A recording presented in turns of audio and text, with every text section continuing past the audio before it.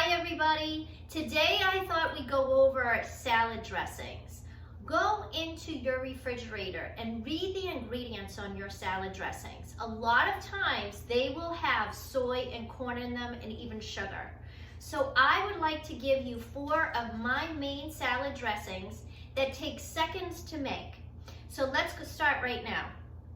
The first thing that I do is get very creative with my salad. So I just don't put in lettuce and tomato and cucumber. Think about putting different fruits in, maybe some nuts or seeds. We talked about the tree-lined cheeses and the nut and ordinary cheeses, or even pickled vegetables, which we talked about in previous videos.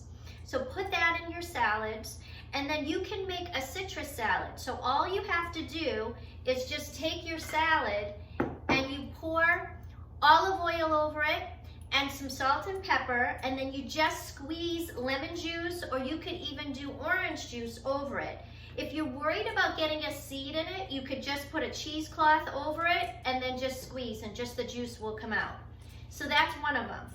My sister taught me about using hummus for a ranch type dressing, and all you do is you put some hummus in a little bowl and you pour apple cider vinegar in. We already went over videos about the great healing effects of apple cider vinegar.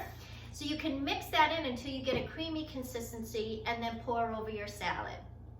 And then you have your basic salad dressings where I just use old bottles and I'll pour in half olive oil and half vinegar. So a lot of times I'll just do apple cider vinegar, or I might do a red wine vinegar or a balsamic vinegar. You can put spices in there like oregano or rosemary or your parsley, your marjoram, whatever you want. Some salt and pepper, shake it up and pour it over it. So these are things you can make ahead of time too. And then I want to go over one of my favorite salad dressings, because back in the day I couldn't stand salads and I realized it was just the dressing that I needed in order for me to eat a bunch of salad. My friend Mary taught me how to do this, and it's one of my favorites. You take a small container. I like this glass container because it has little ridges on it. So I do 1 part balsamic vinegar, 1 part olive oil, and then I'll do a splash of apple cider vinegar in here.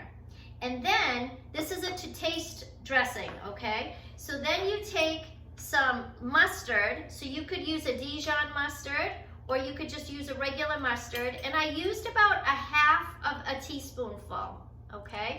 And you just put that in there.